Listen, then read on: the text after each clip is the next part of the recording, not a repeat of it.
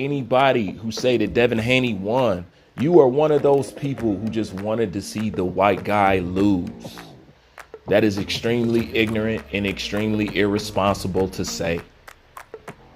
But it's comments like that why he lost his job in the first place. But I'm going to pause on that. The reason why it's extremely ignorant and irresponsible is because you have George Kambosos, who does not believe it was any robbery. Last time I checked, George Kambosos is a Caucasian male. So what you're trying to say is, as a Caucasian male, he wanted to see the white guy lose. That's ignorant. Doesn't make no sense. Then you have black fighters, Keyshawn Davis, rappers, Nelly, Lil Boosie, who all thought Lomachenko won. Okay? And they're people of color. All right? So just by those two examples alone, disproves anything that Paulie is talking about, because you got people on the opposite side of the fence is picking the opposite guy that can't have the motives that he's talking about because their skin color don't match. You know? But I got something to say a little bit more important than that. It's funny that Paulie says that.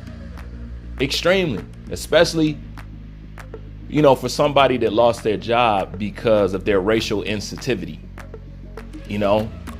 And the reason why it's extremely funny for Paulie don't know that he just became one of the biggest hypocrites that's out here, because Paulie was the main one advocating, and lean in when I say this, Paulie was the main one advocating that there's no racism in boxing. So by his own admission, what he's talking about doesn't even exist, and we shouldn't even pay attention to it. Just like we shouldn't pay attention when anybody else said there's racism in boxing against black fighters. Just like we all want to ignore, pretend like that don't exist and downplay that. Let's downplay this the same way.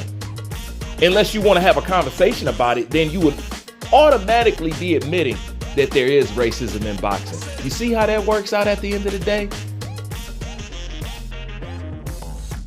That it will have to be part of history. Look, I've been around great fighters. Let's without bullshit.